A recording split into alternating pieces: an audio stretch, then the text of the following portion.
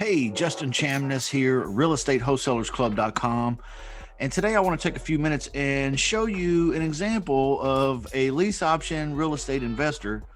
Like we teach this, but this is not one of our students. We had somebody call us here at the office and I interacted with them. They were calling on a property ad that we had out there and just pitching lease options to us. And so I just thought that would be an interesting thing for you guys to see. We want to point out some things that they did right, maybe some pointers, maybe things they did wrong too. This might be kind of interesting for you. See if this sounds like you, or maybe if you got this guy beat.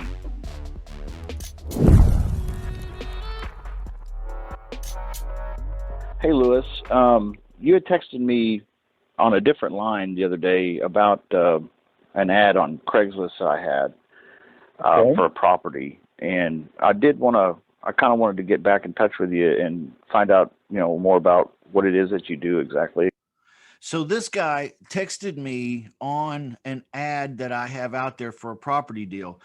And you can see that this very closely aligns with what I teach and what I do here in my business. We use text blasting every single week.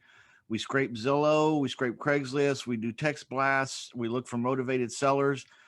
This guy sent me a text. I thought, hey, this is what I'll do. I'll just find out what he's about.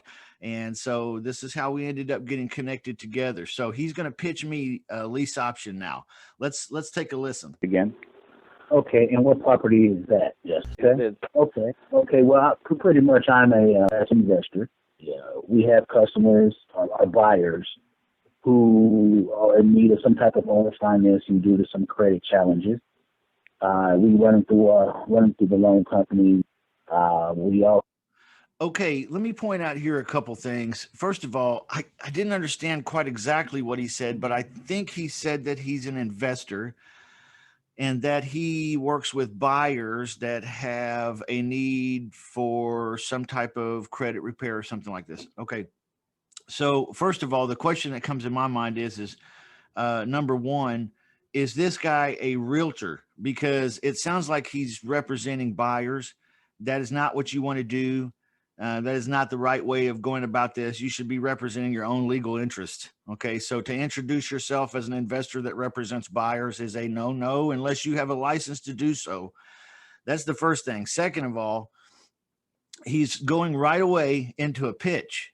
Okay, he's pitching me now on who he is and all this. He's going into details of stuff that he has not qualified me or disqualified me at all in any way whatsoever.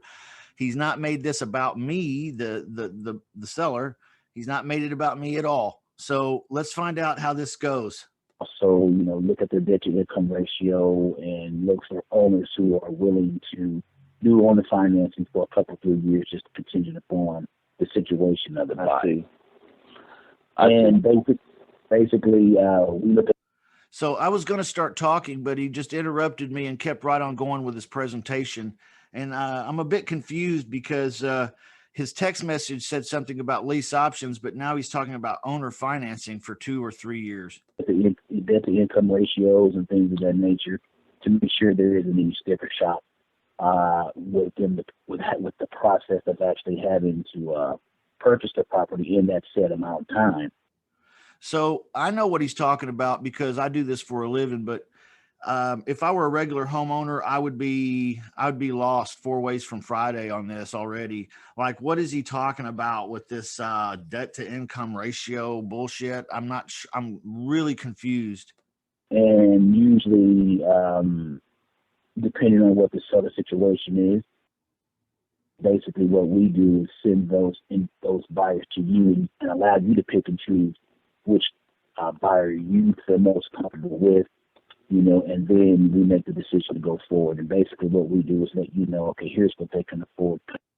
Okay, so now he's offering to send me buyers and let me pick the one I like. And these are some type of creative finance buyers, and he's going to let me know what they can afford and all this. And so it sounds like he's setting up some type of cooperative assignment. Okay, if you know what that is, if you follow us. You know what a cooperative assignment is? It's where the seller agrees to it, as you know, the assignment. It's not just something you had the right to do and you did. The seller actually cooperated and agreed with you. Said, yeah, that sounds great. So it sounds like that's what he's working on, but he's sending a lot of weird signals here. He's not been trained in the presentation, although he does seem to know what he's talking about. And that may be like you. You know, I hope you're picking up some gold nuggets from us over here at Real Estate Wholesalers Club. But you know, when you don't have a plan, you're just going at it like willy nilly. This is what it sounds like. Comfortably in the situation. Yeah. And here's what they can afford comfortably. And if the property within that 2 to 3 years time period, the appraised value is there, they will cash you out. Now, also, we have sellers that say, okay, well, sometimes the end buyer. So I was going to talk, but then he interrupts me and says, so we have sellers that say, okay, well, I was going to say, but never mind me. I'm just the homeowner. Doesn't have the ability to cash off for whatever reason. Well, that's a negotiation point where they could. It just depends on the flexibility of the seller. And now what we'll do is say, okay, here's the buyer situation. Here's what they're needing. Is this something you would be interested in? So you may say yes, no, whatever that may be. But the buyer is normally aware that they will have to pay full market value for the property due to the credit challenges and the risk to you, the seller. So he's talking totally in reference to the buyer, not me. Okay. I'm sure that makes his conscience feel good too, because he's just letting the guy know right away, hey, it's not me, I'm moving into the house. But you know, there's a lot better way to do that. He's actually, if he's not a realtor, he's breaking the law. Okay. I see. So how do you guys make money? Well, our money is charged back to the buyer. Now, and pretty much, so there's no fee to the seller. We are aware that some properties have no equity. We understand it. We know the business. So our fees come from the buyer. So, well, yeah, and that's fine, man. I'm just trying to figure out how you do it, because it sounds amazing. You know, so right. So I'm just playing with him now, right? Obviously, I'm not interested in doing business with this guy. I might have been if he had done this conversation right. But no. I'm actually confused as hell. I have no idea if he's offering me a lease option, which he's never said. He's never said a lease purchase. He's always said owner finance. I don't know, but he doesn't have any prices or anything, and it's other buyers, not him. And I would have to meet several, and then, you know, what in the world? But sometimes, you know, with buyers, sometimes their eyes are bigger than what they can afford. No, we don't do that. Hey, here's what you can afford. Here's where we can help you. Here's the plan. Here's what they can afford to down. You know, of course, there's always a risk. And what my job is to, one, protect you, the seller, and also to protect my buyer as well. Right. So it has to be a win-win. And if you say, well, hey, I want $1,000 a month, I'll go to our buyer's pool. So who do we have who wants that particular area? Who fits that who qualifies for what you're wanting? I see. But monthly mortgage, because they're buying, so it's monthly mortgage. So and then within that, within before or that once the term expires, usually we're hitting about 70 to 80%.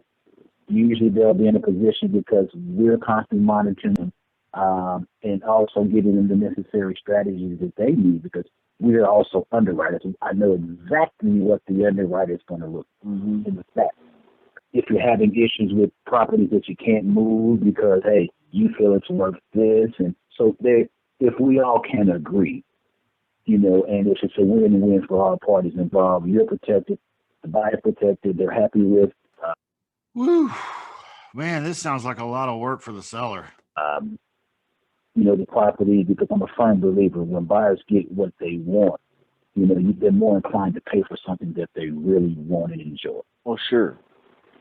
Are they contracted directly with the seller, like me, for example? Would they be contracted directly with me, or do you guys stay in the middle somehow? Well, we got to stay in the middle to get our profit as well.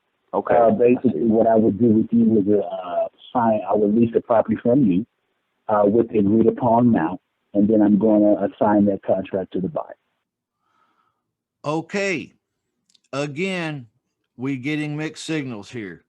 First of all, he says he's going to stay in the middle, which would be a sandwich. Then he says, I'm going to lease the property, which is not owner finance. It's lease purchase or lease option is the strategy he's going for, not owner finance. I don't know why this guy's on all these different things at once, but anyway, he's talking about a lease purchase or a lease option. He said he's going to stay in the middle. And then he said, here's basically what I'm going to do. I'm going to get the buyer teed up, and then I'm going to assign it over to the buyer. Okay, well, then you're not staying in the middle. Okay, which is it? Okay, so the assignment basically puts me direct with them then at some point? Absolutely. Or, okay, I see. Okay, so he's getting completely, totally, 100% out of this. He's doing a wholesale assignment, hopefully a cooperative wholesale assignment. See, and so does that assignment happen when they move in and fill out the paperwork, or when they go to purchase the property? Oh, no. What we're going to do is we're going to go into agreement with you, and once we have a buyer who agrees, and I see they're going to meet with you prior to me assigning anything, and basically you meet them, and then if that's something they agree, those terms and everything will be assigned to them. What happens if they change their mind, Lewis? Let's say a month, I mean, not a month, but let's say a year up the road, where everything's going good, and all of a sudden grandma gets sick in Virginia and they got to move or something, What happens? Well, what happens, See, I asked him that question because that's a real stumper, okay? And I was just trying to see if this guy's got his sea legs, because I don't think he does. We do have an honored agreement, and sometimes that does happen, but in a situation like that, what do? We would have to say, okay, well, it didn't work. We always have buyers. We may have to do it right over again. So it happens. By all means, it happens. That's real estate. Sure. That's just real estate, absolutely. Just having your buyer bail on you in the middle of the thing, Mr. Homeowner. But, we just got a lot of buyers, and we'll throw another one up in there. Man, I don't know. I need to get more smooth, I guess. Well, thank you, Lewis. I appreciate it, man. You've given me a lot of good information here. So the conversation continues on, and I use the old excuse, well, hey, I've got to think about it, which worked the very first time I used it on this guy. He had no fight in him whatsoever to go along with his lack of plan completely. He's not using a formula or a plan or anything. No, it's obvious he knows the business. He just doesn't know it well enough to do it correctly. And that's unfortunate. If you're like that and you want to get better, well, you can come check us out over at realestatewholesalersclub.com. This is what we do. We do lease options. We do ugly house wholesaling. We do it virtually. We do it locally. So we can show you how to do it, and we'd be happy to. In fact, we're going to the very minute that you subscribe at realestatewholesalersclub.com. I'm Justin, and I'll see you again. Bye-bye.